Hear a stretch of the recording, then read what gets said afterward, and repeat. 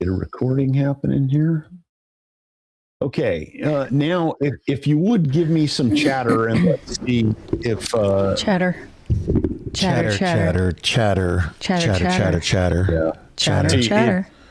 It's not affecting the volume level at all. So the fix that I did appears to be working. Good. Very good.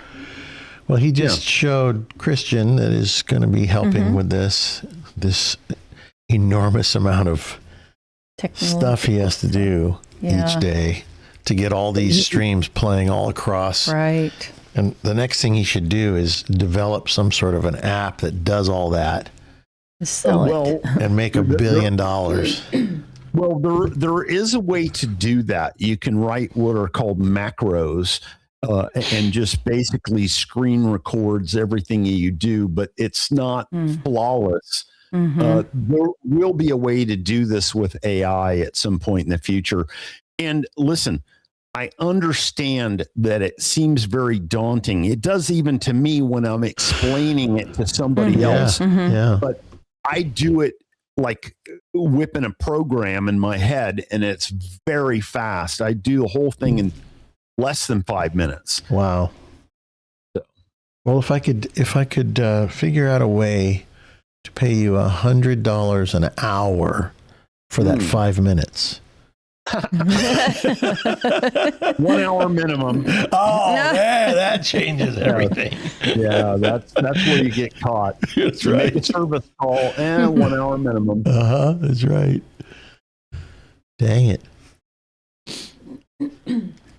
Oh man, I tell you what, my teeth on this side are aching.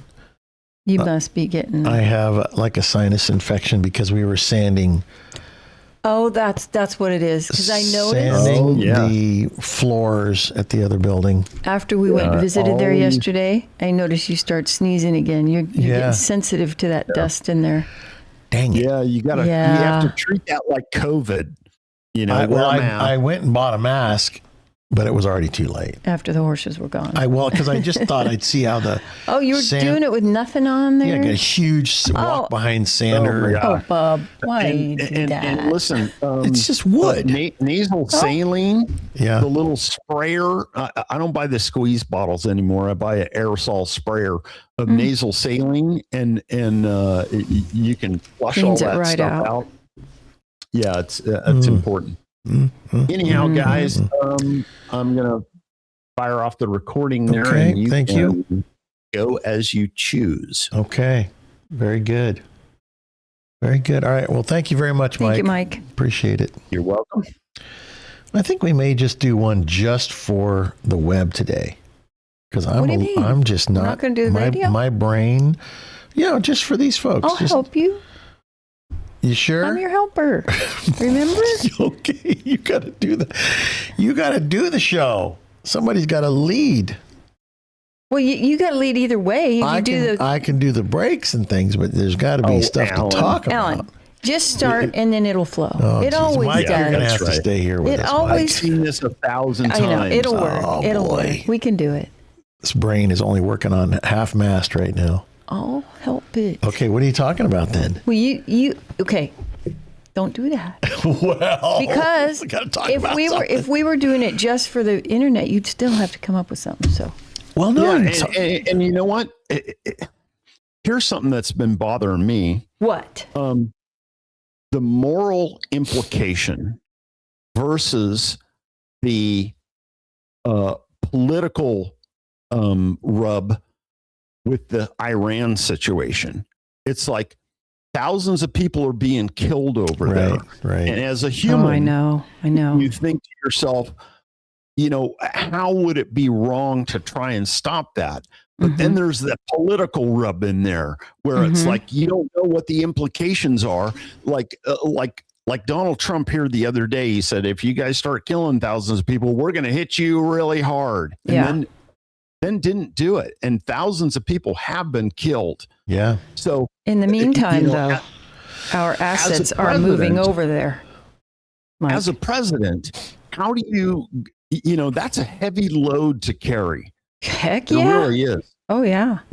Because anything that you say or do could result in the deaths of thousands of people. Yeah. That's what I'm saying. It is a heavy load. So God forbid anybody has to make decisions like that. That is such a heavy load. Yep. Can't imagine it. Okay, look at him. He just stopped the recording and started it again. So now he's launching us out there. He untied us from the dock and he pushed us off. Go on now. You can swim. Right.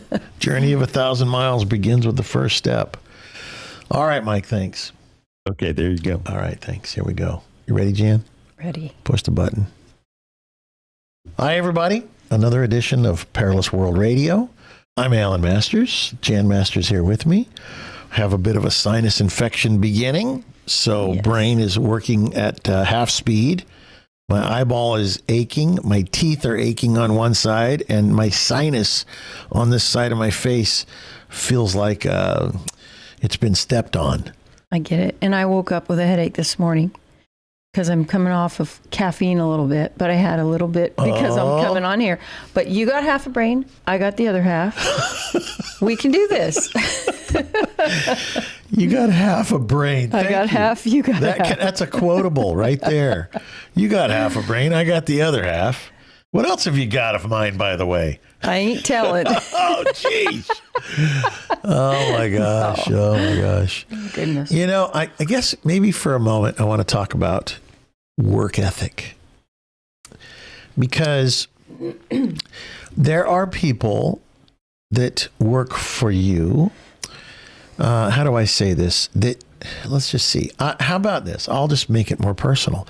There are people that work for me that have good work ethic, that show up even though they wake up with a sinus infection and aching teeth and a sweaty eyeball, and they go, but I got to go to work. They might need to support their family too, and maybe they don't. Everybody, you know what I'm saying? Got to do that, right? But no matter what, they show up and they have a good attitude. They push everything to the side, and every now and then they put their hand on their face and they go, oh, woe is me, the face hurts. But then if you walk by, they're like, good morning, how you doing?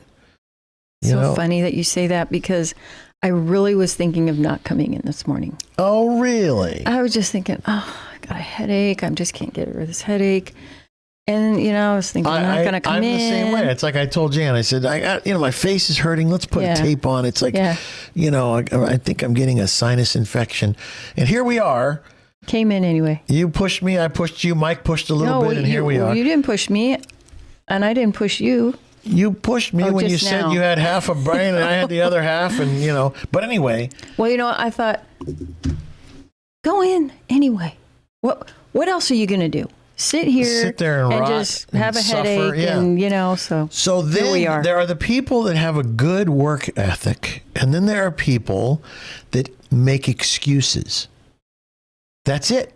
What is that called?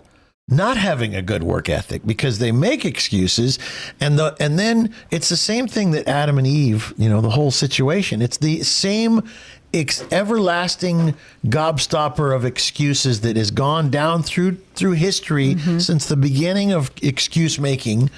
The inventor of excuse making was Satan, but the guy who thinks he invented it was Adam, and we've all suffered all the way through history, and we still make excuses. And so I have this one guy, I gave him a good talking to the other day. I said, you know what? We're going to have to change something, because you're not reliable.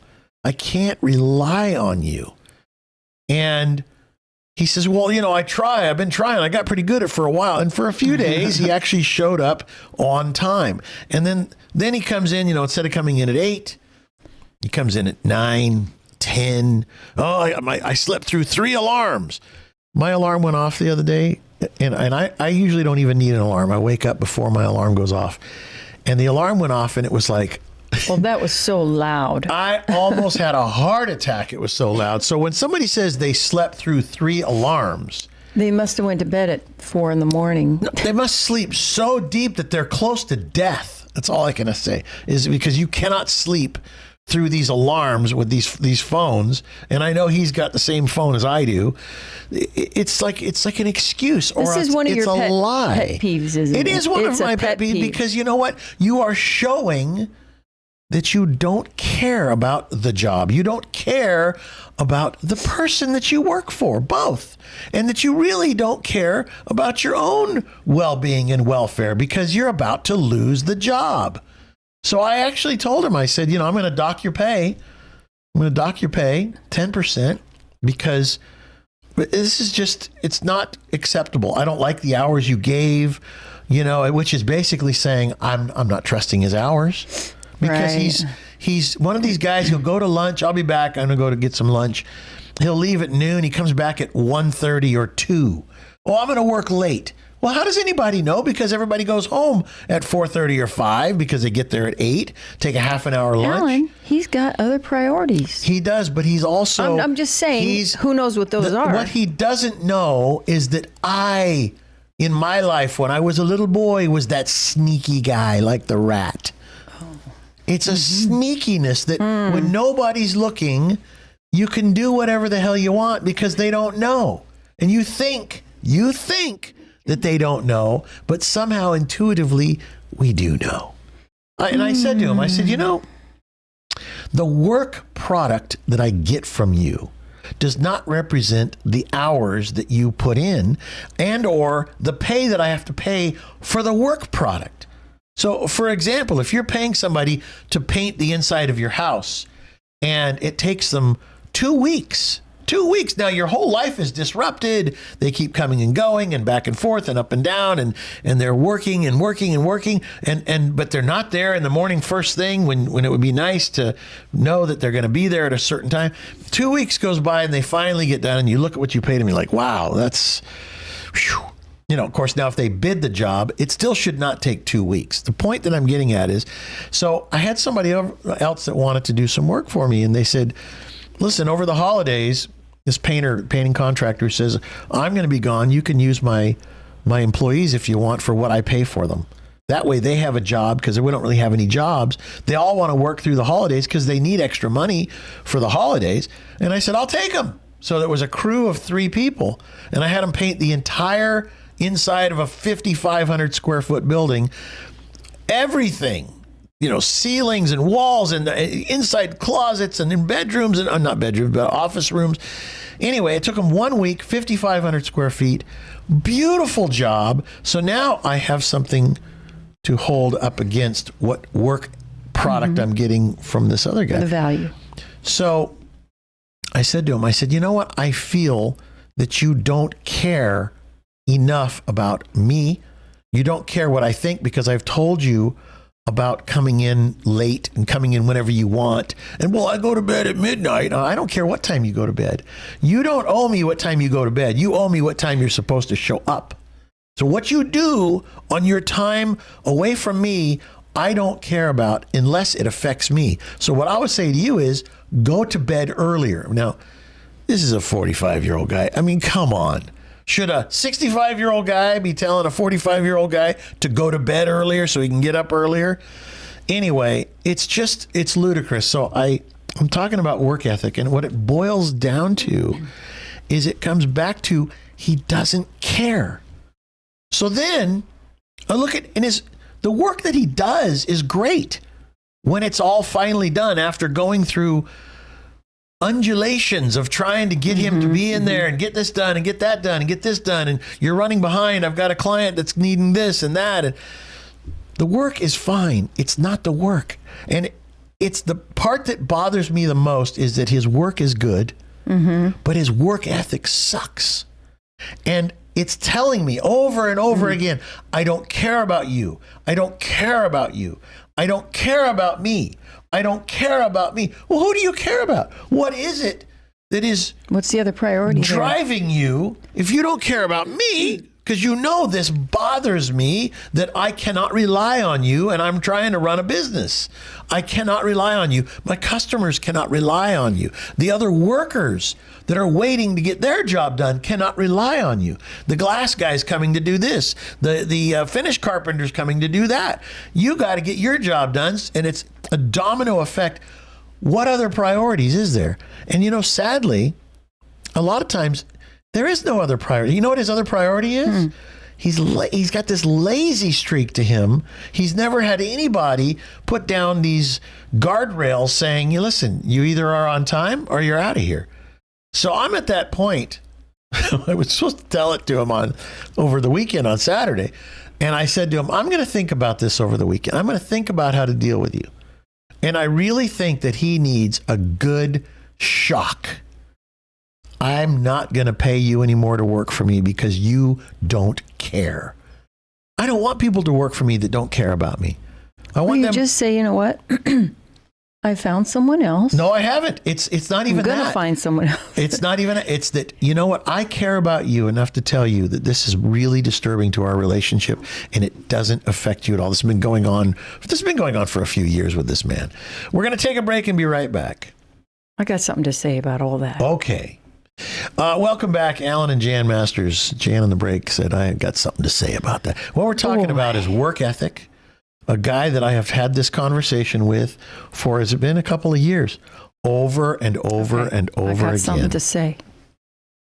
The problem I'm enabling him, Jan. The problem is there's no consequences. That's right. And when I said you should tell him, I've got someone else or I'm getting someone else, you want to shock him into changing, but you don't really want to lose him. So you're not willing to go the whole way. No, I'm willing right now. Say, trust me. I can't do this anymore. Yeah. So this brings me to something I was writing about over the weekend with somebody. When God said, if you eat of the tree of the knowledge of good and evil, you shall surely die. Boom, right? They did it. So he didn't say, okay, let me give you one more chance. You don't have to leave the garden yet. Let's try this again. He didn't do that. You're out. All of your offspring now are going to have problems. There's a consequence to what you did. So, but God doesn't want humankind to die permanently. But guess what? He also does not want to make his law a sham, null and void, with no teeth in it, I'm just going to give you another chance. No. So what does he do?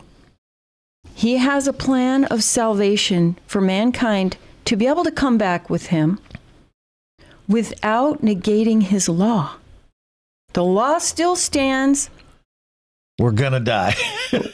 There's going to be, someone's got to die. Everyone's got to die. Hold on. No. What I'm saying is, my son is going to come and die and satisfy that law so that you can be forgiven and come back with me. It's the most amazing, brilliant plan ever. So on the cross, what happened? Mercy happened, mercy for us, and justice for his law. Justice and mercy collided because the law was satisfied and he was also merciful at the same time. So the law cannot be a sham. God's law cannot be a sham. And your word cannot be a sham. It's like when you tell your kids, if you do that again, you're gonna lose your allowance, or you're gonna not be able to do this. And then they don't get the consequence. And then your law is a sham, and they can't learn. You have to have a consequence. If you're really at that point with the guy, you have to have a consequence. And because, like you said, you've been telling him for years. Yeah. Right? Somebody says, why don't you hire someone who lives up to the demands of the job? Why don't you look at yourself, at why you use people who aggravate you so much? Okay. This is a repeating pattern, too. So first of all, I've known this guy for 30 years, since he was a kid. What? Oh, she's got her arms wet. We spilled her tea. Wet. All right. Anyway, okay, sorry. I've known this guy for a long time. He's actually a really nice guy. And a lot of times he will correct, and then he will slide back down into this kind of this lazy style. Then somebody says he's draining your energy and controlling. That is true, because every time I'm like, has the painter showed up yet? Is he here? Is he here? No. And then like 10 o'clock, he comes rolling in. Oh, I just got up a little late today. Okay. Anyway, I have a good talk with him. And then somebody says, maybe you should have a better background screen your hires before they're hired. It will avoid unforeseen surprise later on. That's not it. So here's the problem. Like I said, I know this guy. I know the quality of work he's capable of doing. This is a mental illness for him. It's the quality of work is great that he does. He's as nice of a guy as you could ever want to meet. He's kind of, in this way, thoughtful. If he sees you carrying something heavy, he'll run over and grab the door. Let me grab that for you. But in this one way about showing up on time for work and then saying, I'm going to take lunch, I'll be back in 30 minutes. And then 29 minutes and 30 seconds later, he's back, not an hour and 30 minutes later. So he's got so much good going for him, so much good that he's just one click away from getting rid of this last thing. And this is probably the conversation I need to have with him. I say, you know what? You are, to my audience's point, you are draining my energy and controlling me by the fact that you refuse. Now, he's an independent contractor, so he can come and go as he please. I hired him to do a job, but this job is so enormous, it's just gigantic, and I've been around him now for months. And he goes up the ladder and down the ladder, up the ladder and down the ladder. He's not consistent. He's not consistent, and it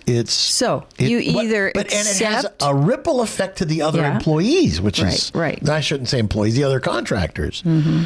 So what were you going to say? Well, you either think, okay, is what I'm getting am I getting a value from him, even though I'm frustrated at the way he does his hours, or do I feel cheated a little bit? So well, I do, and that's why this is the second time I've deducted money off of his time card, you might say. So a long time ago, I heard this person talking about parenting and how you really need to have consequences. And actually, one of the best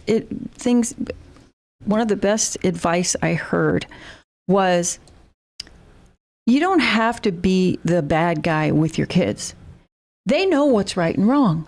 You sit down and you talk about, here's going to be our family rules, okay? And you get the kids' input. Is it right to hit your sister? No.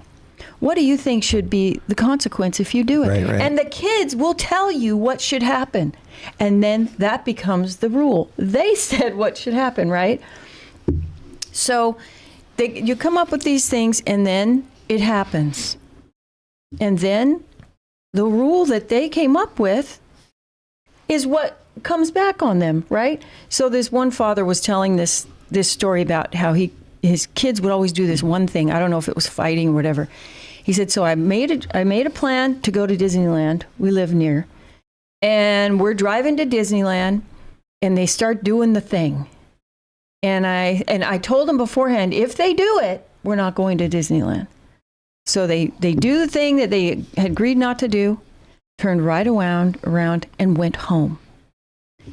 Instant consequence. They know, just like Trump, don't do that, Iran, don't do that.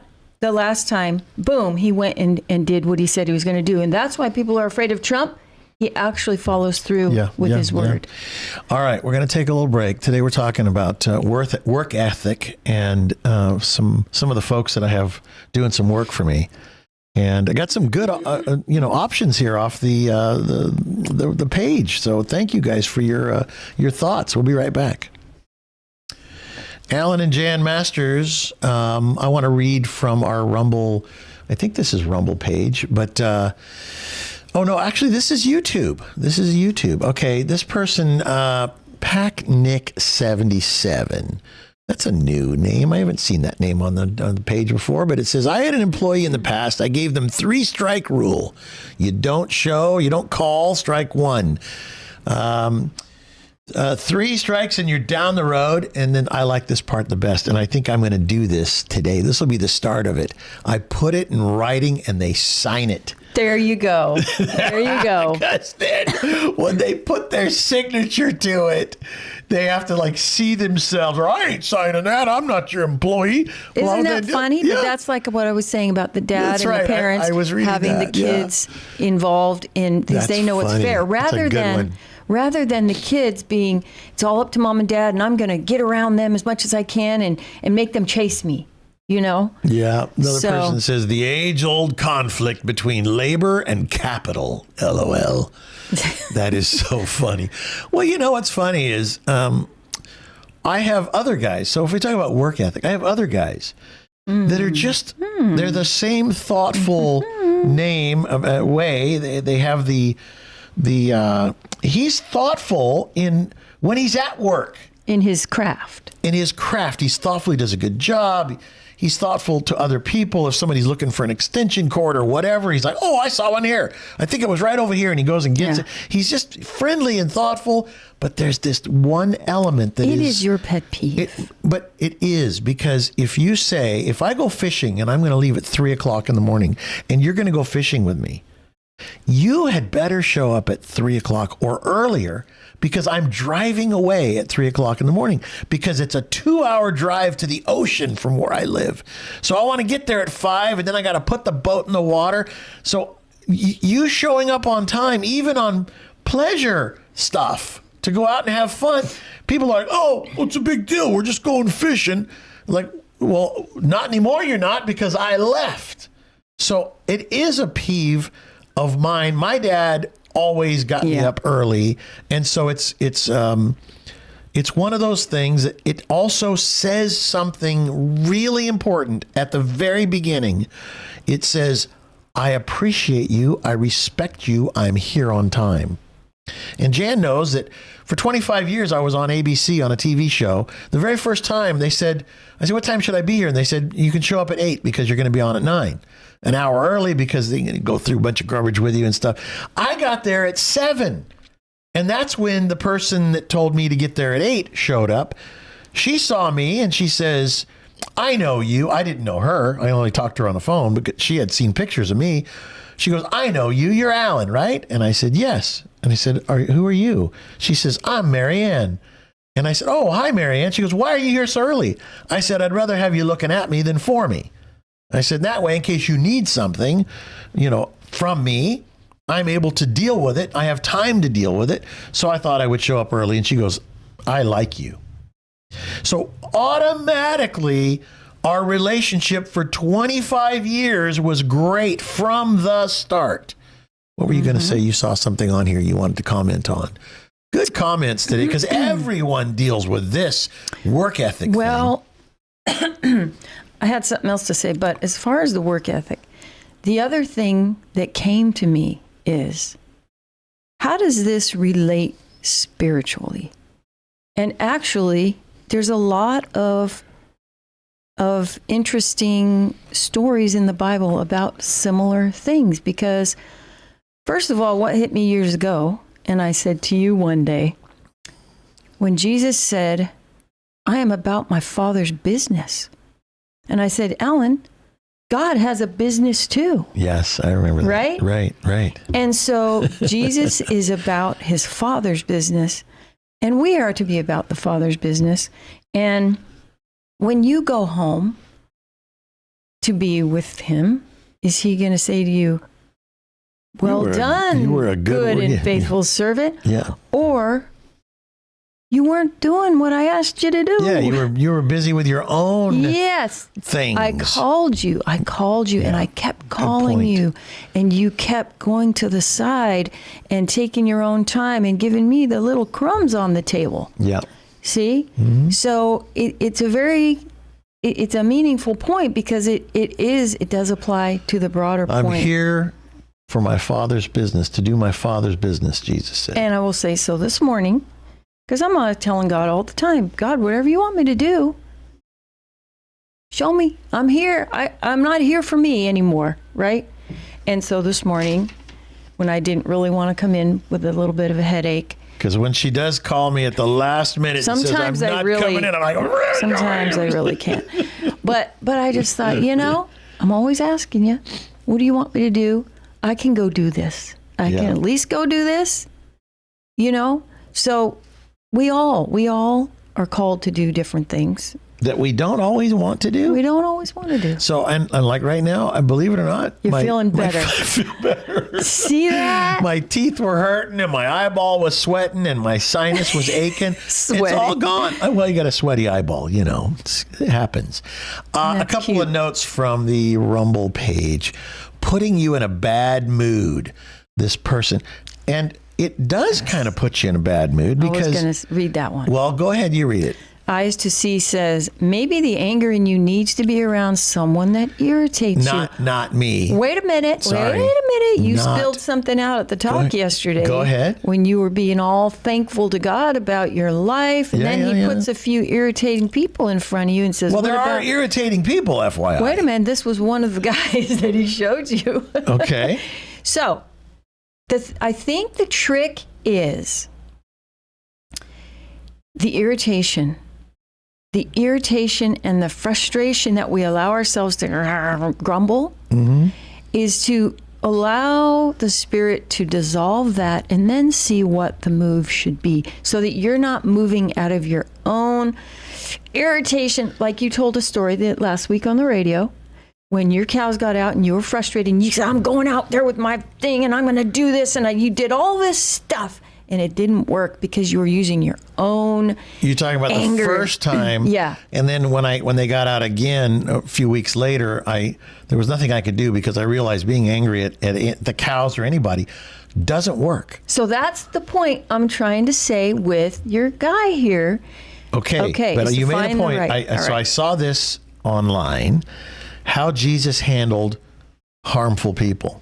Because you could say that this kind of activity this guy does is harmful because he's setting me and the other people, the other workers up to just this. He's setting the pace for the room, for the job site. I get it. Right? Everybody starts going, oh, how come he can come in late? Look at him rolling in here like it, like he owns the place.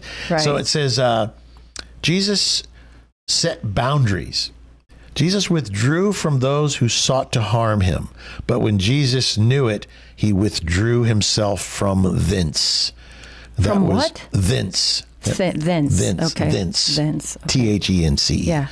Matthew 12:15. He spoke truth without softening it. And I was looking at this and I sent this to all our kids. I don't know if you saw this. He spoke truth without softening it. And then it's here's the little saying from the Bible. He confronted hypocrisy directly.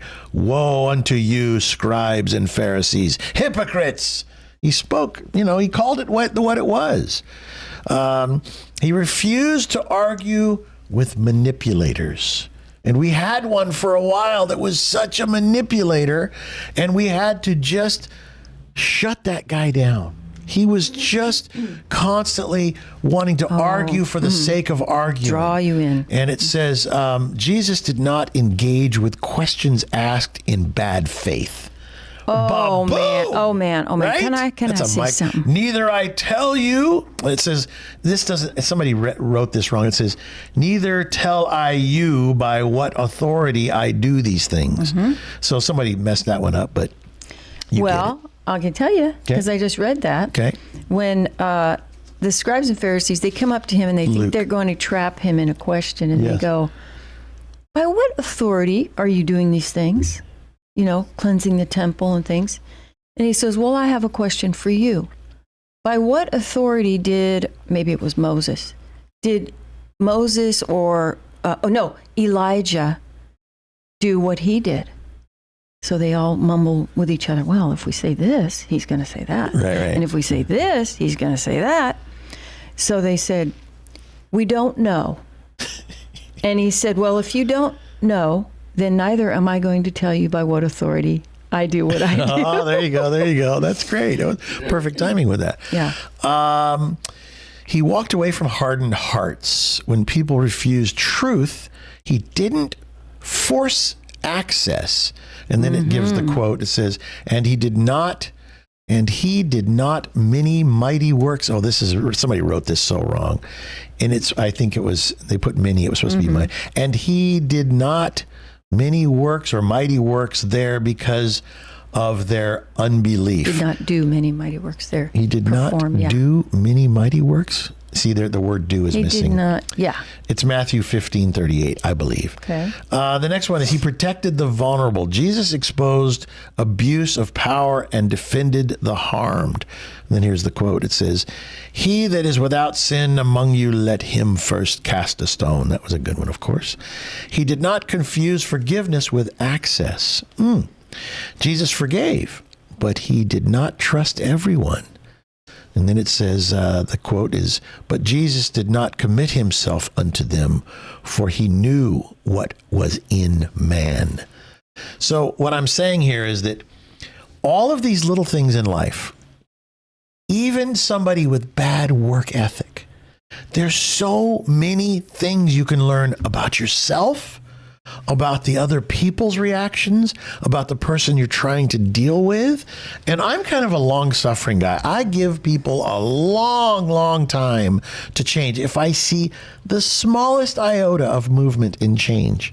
And with this particular guy, I've been on him for a couple of years now about his work ethic. And then he'll do good, and then fall. And I'm like, all right, that's all right. And then he'll do good, and then fall. So it's just time for me. None of your other employees do that. No, everybody else. Well, they're not employees, I should say that. Well, the other people that work on the job site.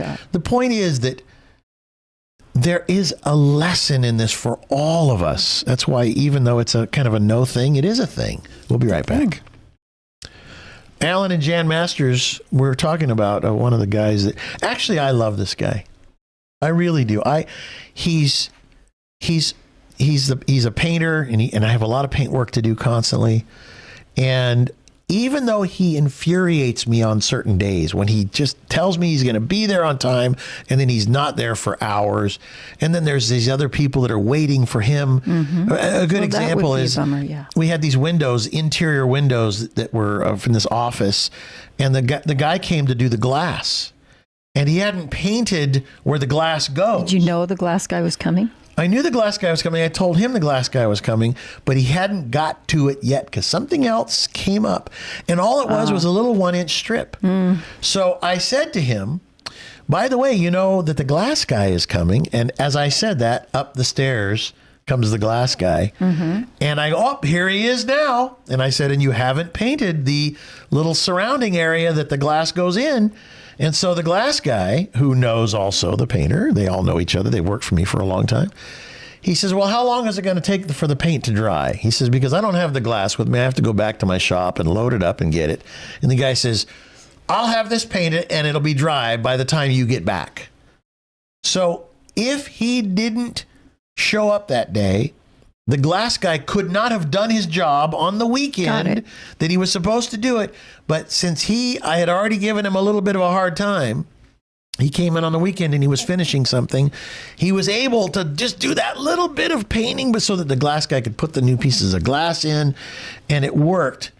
But it's always on the edge of failure. Always on the edge of it not only causing me frustration, but now causing somebody else the ability to do their job.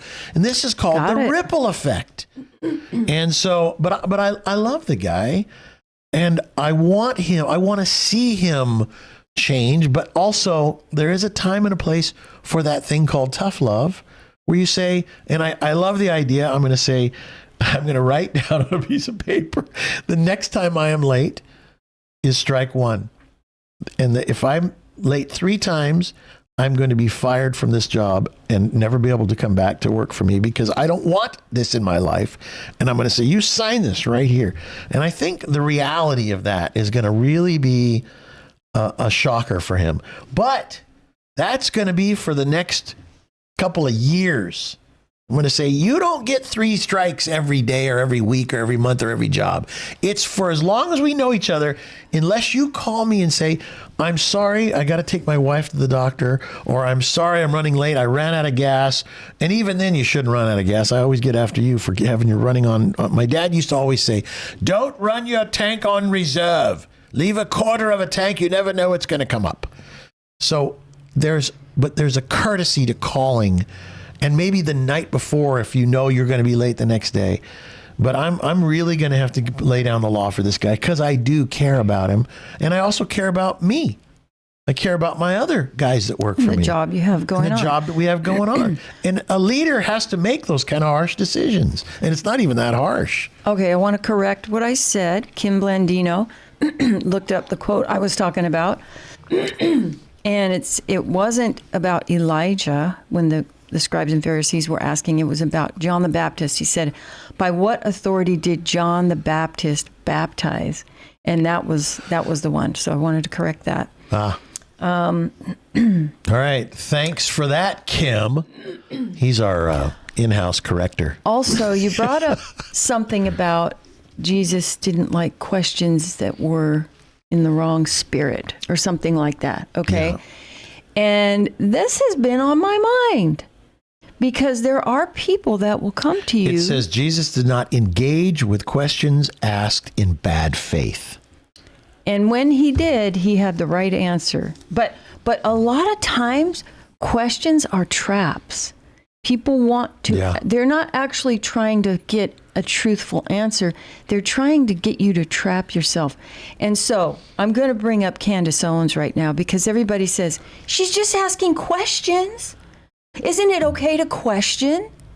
But her type of questioning is not pure. It's questioning people's character without knowing the truth. It's planting seeds. Without caring about the truth. I think it's more a manipulation, and especially because she has something to gain. She basically has her own narrative, so she's questioning everybody's character with her own preconceived judgments. And this is, to me, the foundation of gossip. Well, I knew there was something about that guy. And you know what? I bet he did this too. Yeah. And you know what? Just don't feel right about that person. Just kind of sewage out of the mind. It's just planting doubts. Here's a good one. Okay, so GWC says, I baptize you in the name of the Father, the Son, and the Holy Ghost, Catholic School 101. So the other person. And then sounds like a love-hate relationship. And it's true. It's not a hate, though. I don't hate him. I was going to say disappoint. I'm not even, I guess I am a certain amount of disappointment, but I shouldn't appoint him in the first place. But when you are in business and you're a professional, there are certain expectations that go along with that. And I think what happens is, like your children they'll hedge their bets because, well, mom and dad are, they'll let me get away with this because they're my mom and dad. But the reality is, in a professional relationship, people have to give their word, and their word has to be something. Or what do you got? What do you got if you don't have somebody's word? And you don't have a relationship. Can't be afraid of giving consequences and feeling mean. The other one, before we go, because we have a commercial break, it says written warnings are usually enforced for 90 days. I'm sorry, I'm going to give a written enforcement for 10 years. It's going to be a 10-year. All right. If you work Mr. for me Extreme. for the next decade, Mr. Extreme. You must not be late. I don't care. I'm just playing. Okay, on the way out, here's a funny one. Somebody says, Candace, here's a question. Have you stopped beating your husband on Wednesdays? Yeah, that's... See how that is? Yeah. How do you answer that? I know. That's a funny one. Yes, Have you stopped or no? beating your wife is the yes old or one. no, you're guilty either way. That's right. That's it. All right, we'll take a little break. We made it through the first hour. We'll see what happens for the second hour. Be right back. What do you want to talk about? Just keep flowing. That's all I could say. Oh, my tooth starts hurting right there. My eyeball's sweating again. Yeah. Here we go. We'll get through it. Welcome back, Alan and Jan Masters. You know what we do on this show, especially the first show of the week, since we record the show. Jan and I do Monday, David does Tuesday, but Sometimes I do Tuesday with David. sometimes Jan does Tuesday Tuesday or Wednesday. and then Wednesday David does, and then I do Thursday and with Brian, and when David Brian's does around, my Friday. friend Brian Boteller, and then Friday, and so then it plays a little out of order for the radio station, so just bear with that. We also do the show in the morning, and it plays on a lot of radio stations in the evening. So if you hear "Good morning," you'll understand why. Anyway. Our show is part of Foundation of Human Understanding. FHU.com is our website. And I'm Alan Masters, my wife Jan right here. So a lot of times what we do is we talk about just what's going on in our life. And what comes to me to talk about for a few minutes here, anyway, is how people used to say to me when I got these cows I have, they're like, why do you have cows? Why did you get cows? Why did you get those cows? And I'm like, I don't know why. Why are you wearing that shirt? So sometimes you just do what, here's a shirt, I'll wear this one. Whatever it is. But something in me, the Holy Spirit, or you could say it was just kind of a fluke, said, get some cows. And if I try to analyze everything I do, I could just sit there and analyze, and I could figure out why I shouldn't get these cows, or why I shouldn't buy this building or that, or whatever it is, whatever decision I make. I can intellectually talk myself out of doing it, or I can be obedient to what I hear in my heart, get some cows. And so my brother Michael says, what do you know about cows? And I said, nothing, but they'll teach me. And it's funny because as I said that, as it was coming out of my mouth, I wasn't even really saying that. I don't even know where that came from, but I do. Yeah. They'll teach me. And then I realized when the student is ready, the teacher appears. And now maybe the teacher is in the form of a cow. Yeah. Which I have learned so much from these animals. Yeah. And people will say, well, what have you learned? And I'm like, I don't know. It's not that you learn. I mean, I've learned, I could write it down and give you an essay on all the things I've learned. But what I have learned, if I could roll it up into one big ball, is something that I guess I would just call how to respect nature. And how about respecting life? And life. Respect. Even though a cow is an animal, there's still a respect for God's creatures. Yes, but I think I just didn't have enough respect for God's creation. Yes. We'll call God's creation nature.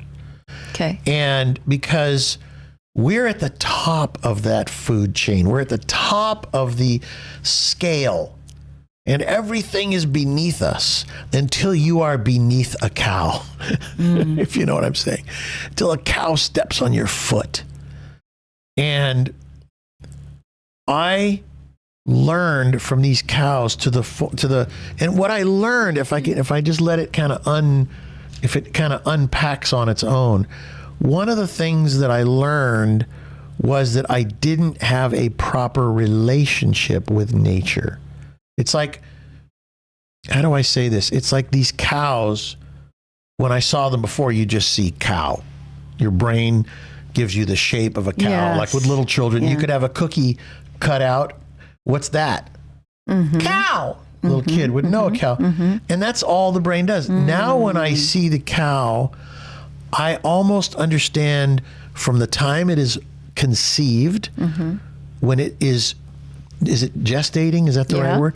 And you watch the mother getting bigger and bigger and bigger, and you have to kind of feed them a little differently, add a little extra to their food, and all the things. And then the cow is born, the calf is born, hits the ground, and all these things are happening right in front of you. And the cow is now much more than just one four-legged animal. It Right. has It's not a cookie meaning cutout. to it. Right. Yeah. It also, this cow is a mother. Right. And the cow has a choice to accept me because the cow just dropped a baby on the ground. There are cows that are mean, that will, cows kill more people than sharks do, FYI. To protect their child, To Jimmy. protect their baby. So when this one cow, I have this 2,000-pound bull right now that was the baby that hit the ground, that was freezing cold. and it was laying there shaking, and I looked at its little hooves, and the cow was a red Angus, so it was red, and the mom was a black Angus. And every now and then you get this, gene that makes, because I didn't have any red ones. Right. So here's this little red cow, which is symbolic. It's the red heifers, but yeah. This was a bull, though. Yeah. The point is, its hooves were pure white. And I look over there and I see these 4 white hooves in this red little pile, and the mother standing there looking at me like, yep, I just had a baby. And I went over there and I thought, well, she could be protective. And I went over there and I went over to her first. And I went over and I pet her and I said, "Are you okay? Are you all right?" And I looked at this little shivering little mess on the ground there that was born maybe 5 minutes earlier. And all of a sudden, you have this depth of understanding. You're like, this cow is a mother. She's going to be protective of this calf, her baby. So I should confront her in not a confrontational way, yes, with a gentle nature. The way respecting I speak, her yes, as the mother of that cow. Correct. Yes. And I stood there and I just pet her for a minute, and she did this little gentle moo, like, like, I accept you. So then I went over and I kneeled down and I looked at this little baby, and I tried to get it to stand up. It didn't really want to stand. It was freezing cold this day. So we were in this gigantic field that was about 10 acres across, and on the other side of the field was a pen that I had put together. So I thought, well, this mother and this baby need to get out of this shady area where it's freezing cold and get over to the sunshine, where the sun actually shines most of the day, where the sun can warm this baby and the mom, and where I can put some water and some food that the other animals will leave the mama and the baby alone.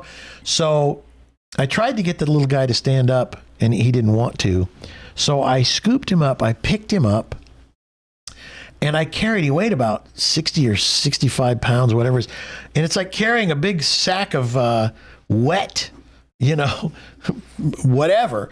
And I was carrying this guy, and the mom was right behind me. She appreciated me because she stayed right with us, because I carried all the way across the field. And about half of the way there, I actually was so tired, I had to get down onto one knee and put the little guy on my knee for a minute and just rest my arms. And she just came over and she licked her little baby. And then I picked him back up again, and I walked the rest of the way, and I put him in there. And I still have that guy. He's 3 years old now, and he's this big, giant bull. And I have the mama still. But just one experience like that gives you a greater appreciation for the animal. I have a relationship with that animal. Can I relate that to something? Well, what I wanted to relate it to is that I believe the one that came the other day when they got out, when I was calling, was the one, the mother of that one. So there's a relationship that you even have with animals. People know that with their dogs and their cats. But what about these giant animals that when there's a herd of them and there's one that recognizes you and that you have a relationship with? But go ahead. Okay, no, we only have 1 minute. Well, in this segment. But that whole story is what should happen with men towards women when they have a child. Now they become a mother, and they're not just an object of your pleasure. And men need to learn to see women through spiritual eyes. There's so much more to us than just the shape you like, right? So those are heavy words she's saying right there, gentlemen. What you just described, though, is the transformation that should take place in marriages, to see your spouse with a greater respect, spiritually, etc. Yeah. Javier says, cow talk with Alan and Jan. But it doesn't matter what it is. It matters that you learn something from the experience. And these are just my experiences. And listen, I wish for all of you to have cows so you can learn such depths of understanding. We're going to take a break and be right back. Welcome back to Cow Talk with Alan and Jan, also known as Perilous World Radio. God is preparing you for something spectacular in his own. He's taking this imperfect person, and in his perfect way, he's molding and shaping the clay that is you, me. He's molding and shaping each one of us in a different way. And so I talk about these cows because, I learned a lot from my dad of information that is lodged inside of my head, but it was 1 inch deep and a mile wide. These cows have made that information a mile deep and a mile wide because they have given me some kind of extra perception to what my dad was saying as I was growing up. And that can come in many different ways in life. For childbirth for mothers is probably a huge one, but fathers don't go through childbirth. They watch somebody do it. And sometimes, different story. It's harder, I think, sometimes for men to make that transition to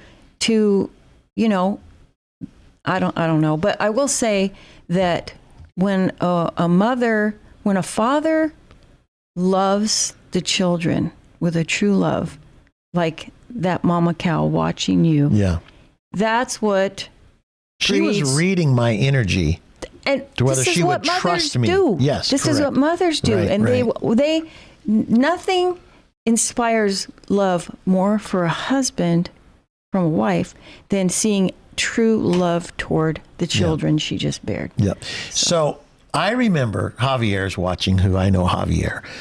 Javier, I remember when I was 20 years old, and there was a guy named Ronald Reagan. He was a governor of California, I believe, at the time, and he was an actor.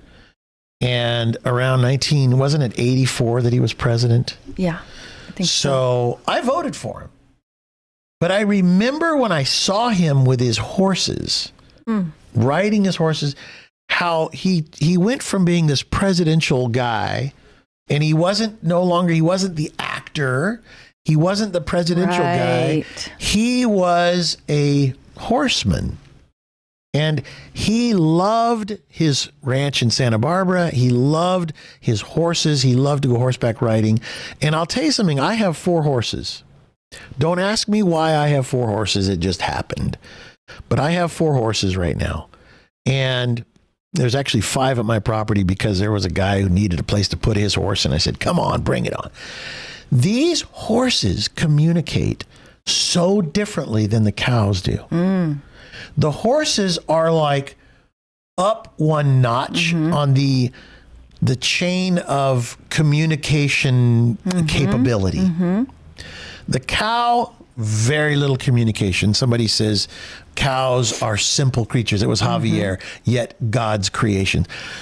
Cows, God's wonderful, wonderful creations. Cows, unbelievable animals. They have 4 chambers in their stomach so they can eat this ridiculous stuff off the ground and turn it into delicious meat and bones and bone marrow that people are learning about the value of the bone marrow. All created of the for organs, man. The tongue, the brains, everything, the leather. A cow is an amazing gift to humanity. That's it. It was all created for mankind. Not a great communicator. Yeah. Now, horses are so interesting because horses communicate at such a higher level. You watch a horse, you watch its ears, you watch its eyes, you watch its general disposition. You are communicating. So my dad gave me the gift of incredible intellectual knowledge with words and setting an example.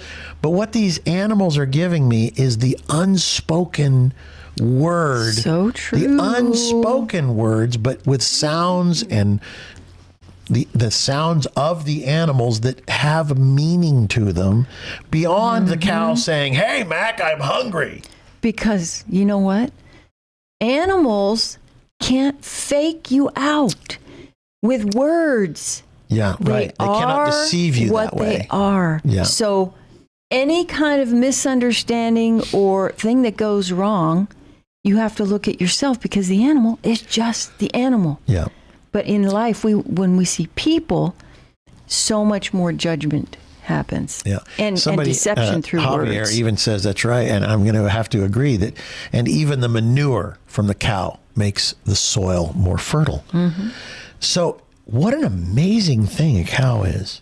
And to be able to have a relationship, it is actually, I would say that it has given me the ability to have a better relationship with my wife, with my children, and with people in general throughout mankind, because I have greater understanding now of relationships on a whole nother level.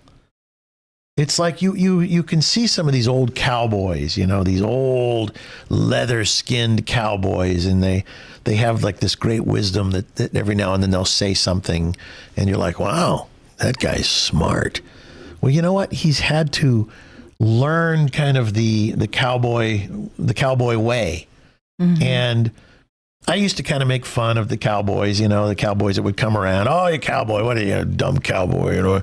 Now, all of a sudden, I have this different respect for the cowboys with their gentle nature. So this one little story here, this guy that used to date our daughter, he was not a good guy. He was just not a good guy when he was 15, 16, 17 years old.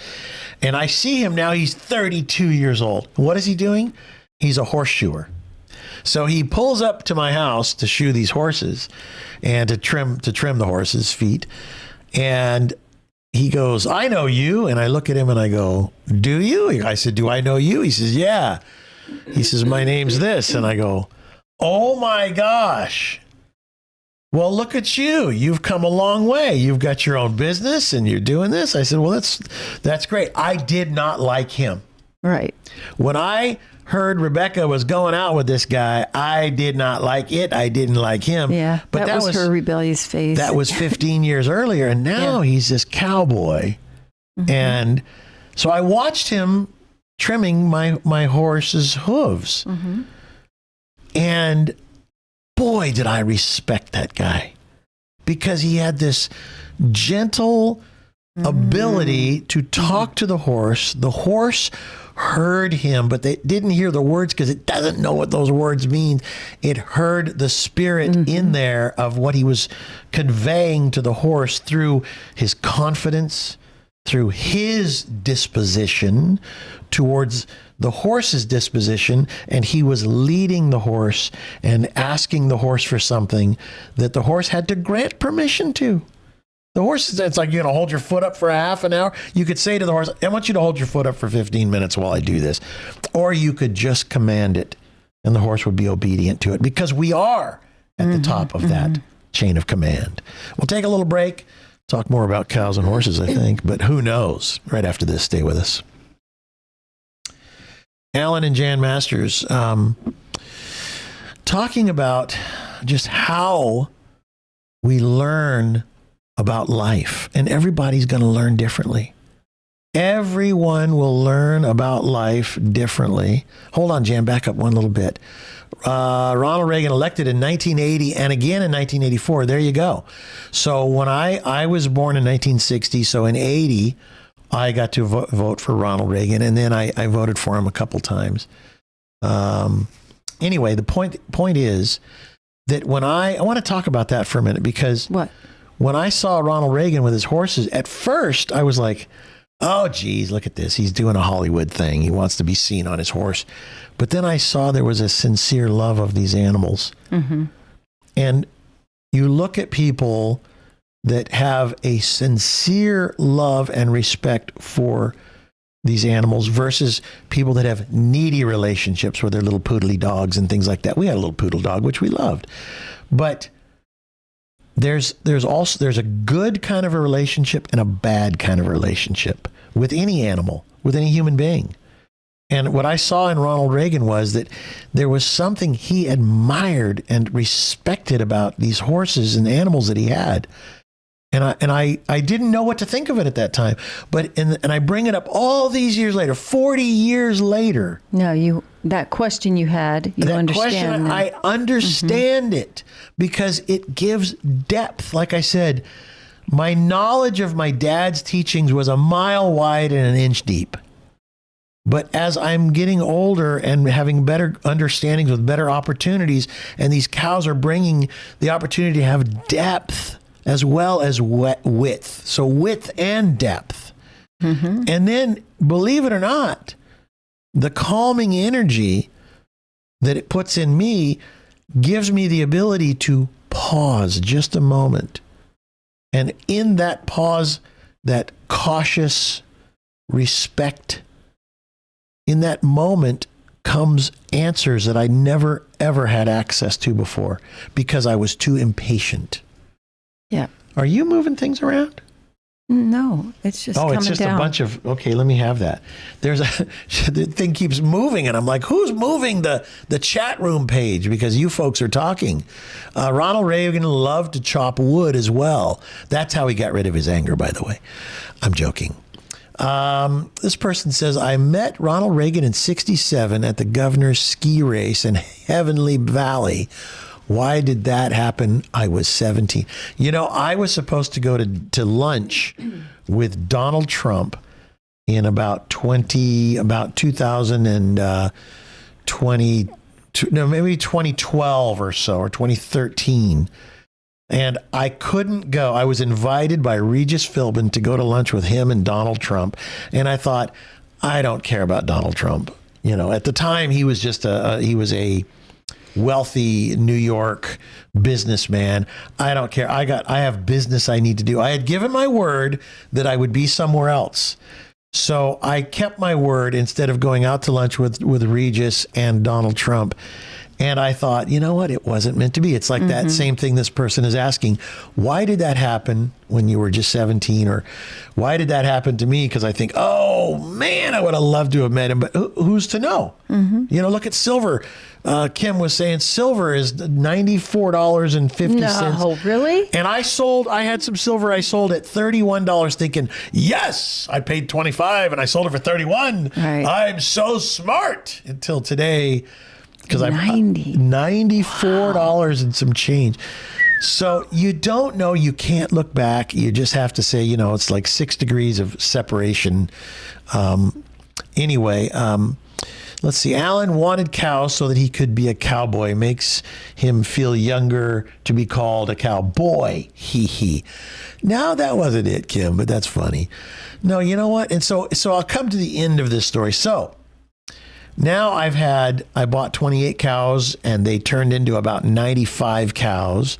And I had to put in fencing after fencing after fencing after fencing and buy all these things. And, you know, it's like, oh, I'm spending so much money on all this, but that's okay because the world is in a precarious place.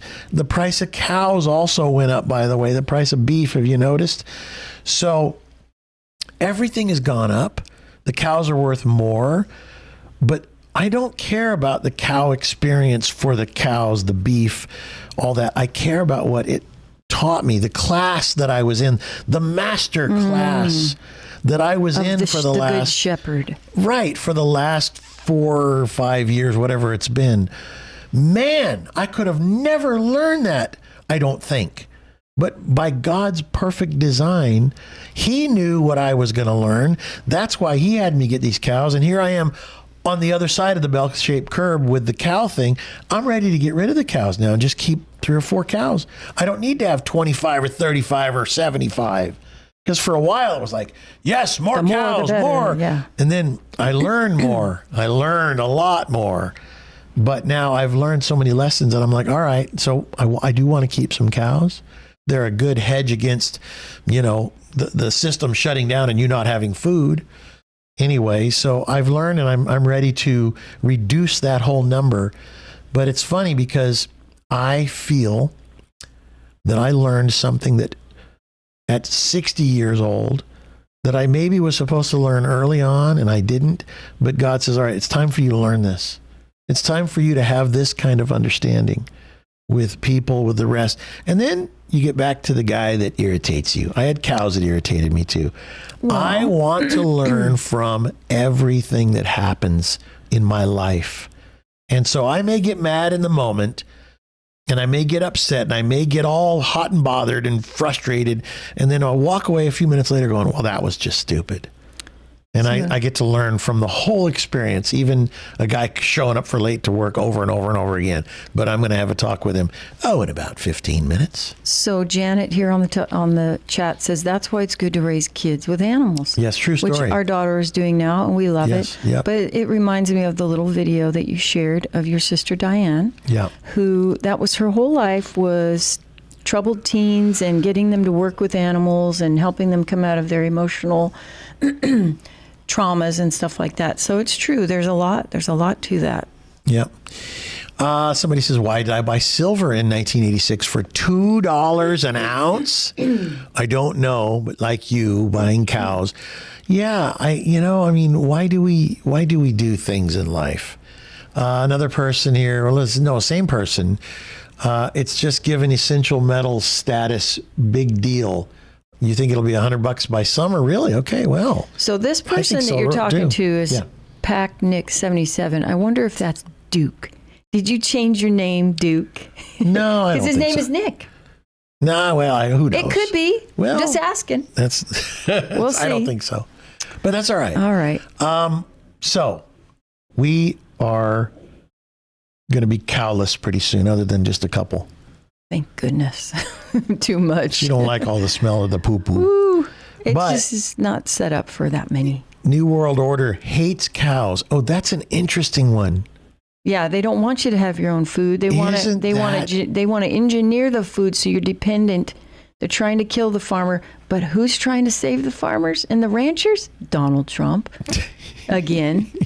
So the New World Order Donald Trump has been fighting the New World Order, and he's doing a pretty darn good job, I have to say. Well, everything in life is a learning opportunity. And my dad used to say, and if you don't learn from this time, he says, then you'll have to wait for the next time to come around. So don't get angry at it. Don't worry about it. You'll have another opportunity. It'll come around in one way or the other.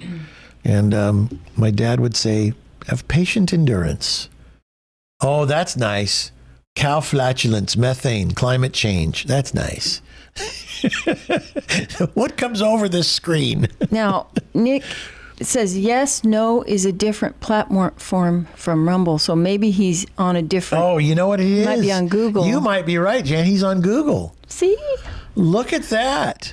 Okay, well... Woman's intuition. There you go. There you go. Okay, fair enough. He wasn't telling any jokes, and that's why I didn't get it to be a Nick that we know.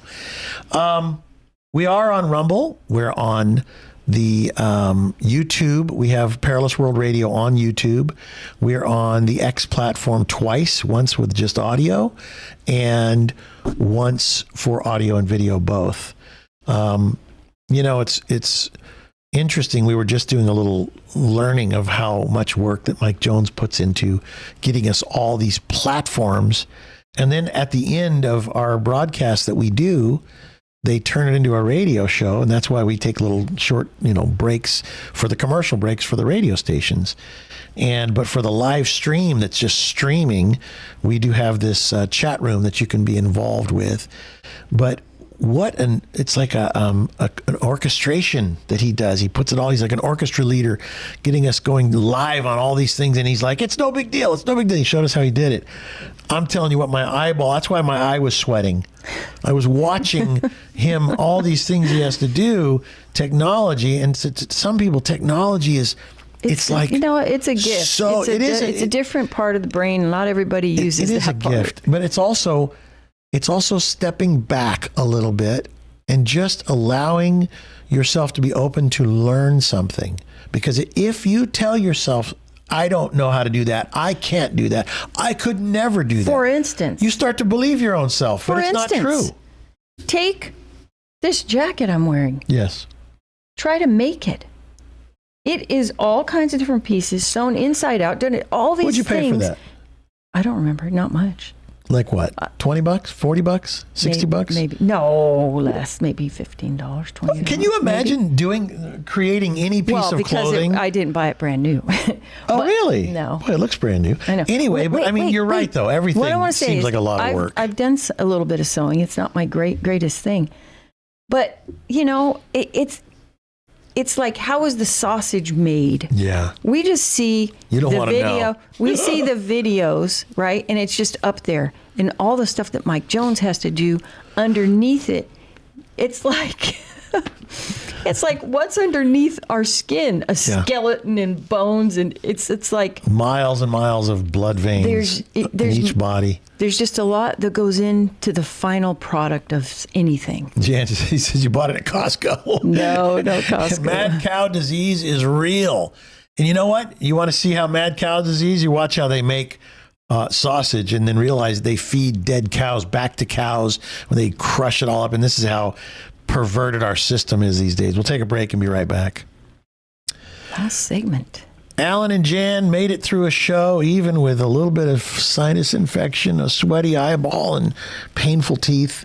It seems to be gone, but I'll bet after the show, because I took my mind off of it, I'll start going, I don't feel so good. Again. Yeah. But you know what? It's mind over matter. It's when you say that, you go, oh, new age thinker, mind over matter, and you can, what does it say? Some manifest destiny. Yeah. Whatever. But there's a lot to taking your mind off of something, because your mind is like a laser. When you focus on it, you can focus so hard that you burn right through the paper. You have to learn how to calm the mind.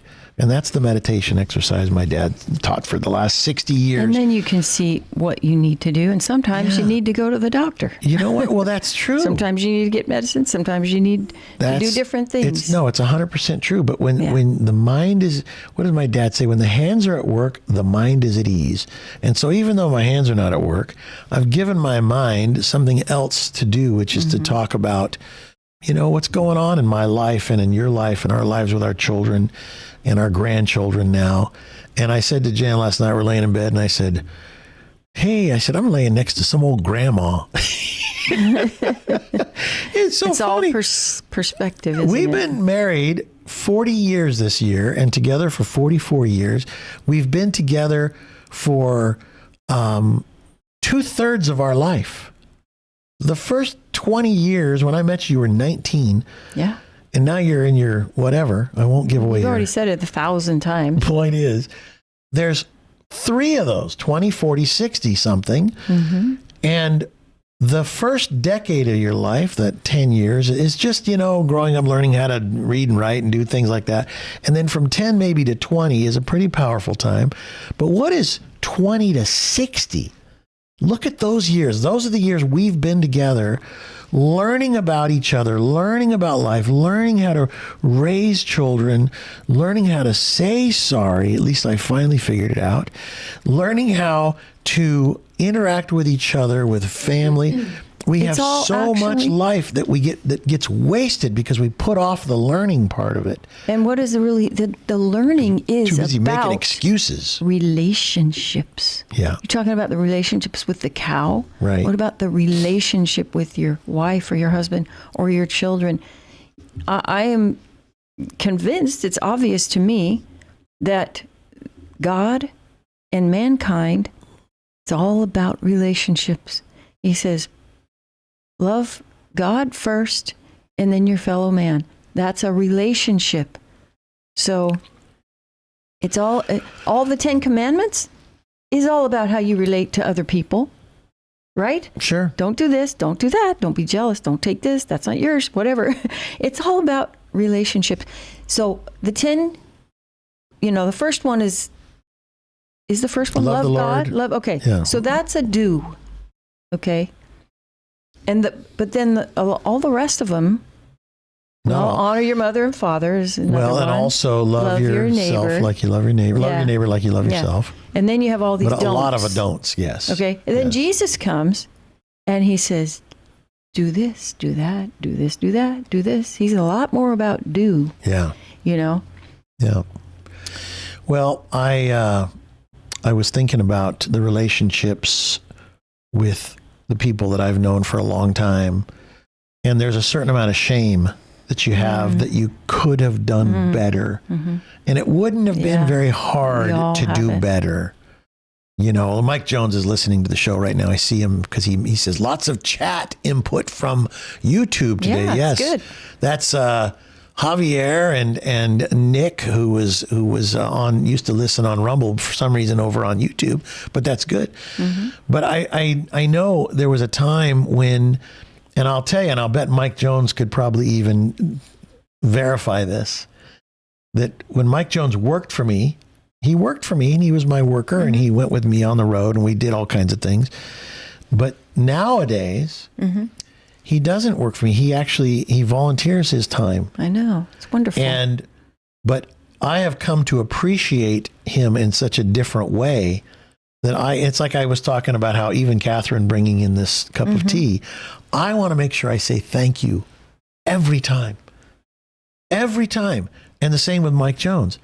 Every time I want to say thank you because he's giving his time to helping this show reach more people. He didn't have to figure out a way to get it on YouTube and Rumble and X and on Spaces all at the same time. He could have just said, oh, look, you know, it's hard. I don't want to have to. Right. But he doesn't even get paid and he does it. And so I always want to make sure. We all serve in our own way, don't we? I value that man's time each and every time, and don't take it for granted, not once. And when I do, he lets me know. Anyway, Mike Jones, chime in. It helps that I like it. It helps that well, and I told him last night he should come on the show more often with us. So you should, and I invite you to come on the show. You used to come on the show all the time, Mike, and I really want to get you back on every now and then, whenever you want. So okay. Yeah. So okay. But you know, it's funny. You work with people for years and years and years and years. Somebody said something about my friends the other day, and I said, you know, you can really count your friends. You know, you're lucky if you can count them on one hand who are your friends. And I know that Mike and I are friends because he shows me he cares about me by his respect, how he treats me, the kindnesses that he does. And who am I to take that and, you know, just consume it without always letting him know, how can I help you? Relationships are two people loving each other, not wanting anything back. He doesn't want anything from me and I don't really want anything from him. But, you know, the fact is that we know that kind of a relationship exists betwixt us two old dudes. And it's nice. So Mike, I appreciate you and really enjoy our friendship over the years, but especially in the last couple of years. So thank you for all that, Mike Jones. All right. You're welcome. That's the end of the show. And that's the end of the show. We made it. All right, folks. See you next time. David will be back tomorrow. See you then. Ba-boom. You did it. We did it. I'll shut everything down, Mike, because I don't want you to have to do any extra work. Did I say yes? And do it right. Here it is. I'm doing it. I'm figuring it out.